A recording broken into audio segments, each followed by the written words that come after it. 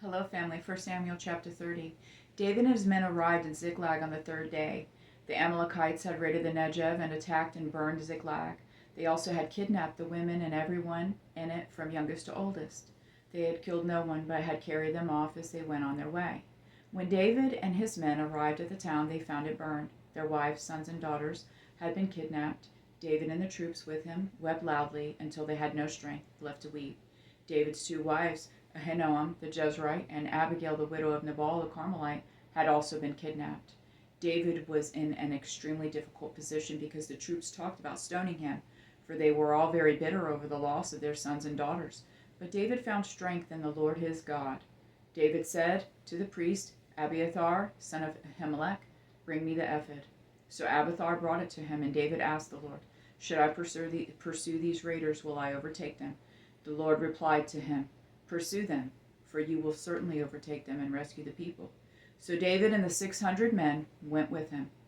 They came to the Wadi Basar, where some stayed behind. David and 400 of the men continued the pursuit, while 200 stopped because they were too exhausted to cross the Wadi Basar. David's men found an Egyptian in the open country and brought him to David. They gave him some bread to eat and water to drink. Then they gave him some pressed figs and 2 clusters of raisins. After he ate, he revived, for he hadn't eaten food or drunk water for 3 days and 3 nights. Then David said to him, "Who do you belong to? Where are you from?" "I'm an Egyptian, the slave of an Amalekite man," he said. My master abandoned me when I got sick 3 days ago. We raided the south country of the Cherethites, the territory of Judah, and the south country of Caleb, and we burned Ziklag." David then asked him, "Will you lead me to these raiders?" He said, "Swear to me by God that you won't kill me or turn me over to my master, and I will lead you to them."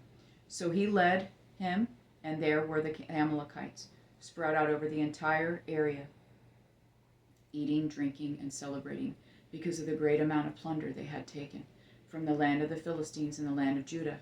David slaughtered them from twilight until the evening of the next day. None of them escaped except 400 young men who got on camels and fled.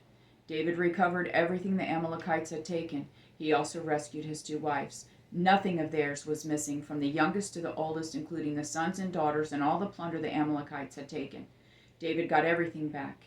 He took all the flocks and herds, which were driven ahead of the other livestock, and the people shouted, "This is David's plunder." When David came to the 200 men who had been too exhausted to go with him and had been left at the Wadi Basor, they came out to meet him and to meet the troops with him. When David approached the men, he greeted them. But all the corrupt and worthless men among those who had gone with David argued, "Because they didn't go with us, we will not give any of the plunder we recovered to them except for each man's wife and children. They may take them and go." But David said, "My brothers, you must do this with what the Lord has given us. He protected us and handed over to us the raiders who came against us. Who can agree to your proposal? The share of the one who goes in a battle is to be the same as the share of the one who remains with the supplies. They will share equally, and it has been so from that day forward." David established this policy as a law and an ordinance for Israel, and it still continues today.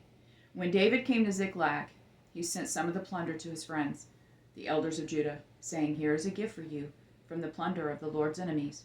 He sent gifts to those in Bethel and Ramoth of Negev and in Jatir, to those in Aroer and Sifmah and in Eshtemoa, to those in Rakal, in the towns of the Jerahmeelites, and in the towns of the Kenites, to those in Hormah, in Borshan, and in Athak, and to those in Hebron, and to those in the places where David and his men had roamed.